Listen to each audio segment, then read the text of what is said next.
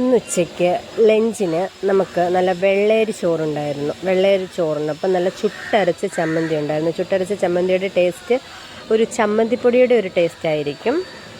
എന്നാൽ കുറച്ച് പുളിയൊക്കെ മുന്നോട്ട് നിന്ന് അങ്ങനെയുള്ളൊരു ടേസ്റ്റാണ്. തേങ്ങ വറുത്ത്, ഉള്ളി, സവാള എല്ലാം വറുത്ത് ആണ് ഈ ചമ്മന്തി ഉണ്ടാക്കുന്നത്. പിന്നീട് നല്ല മീൻ വറുത്തതുണ്ടായിരുന്നു. മീൻ വറുത്തത് കുരുമുളകൊക്കെ കൂട്ടി അരച്ചിട്ടാണ് നമ്മൾ മീൻ വറുക്കുന്നത്. നല്ല യമ്മി ടേസ്റ്റായിരുന്നു.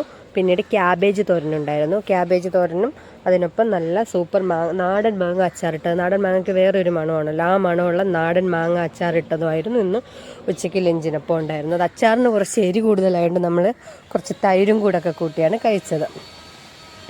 പിന്നീട് രാവിലെ ബ്രേക്ക്ഫാസ്റ്റിനൊപ്പമുള്ള കടലക്കറി ബാക്കിയുണ്ടായിരുന്നു. അപ്പം അത് കഴിക്കാൻ വന്നിരുന്നപ്പോൾ കടലക്കറി കണ്ടപ്പോൾ കുറച്ച് കടലക്കറിയും കൂടെ എടുത്ത് അതിനൊപ്പം മിക്സ് ചെയ്ത് കഴിക്കാൻ നല്ല ടേസ്റ്റായിരുന്നു.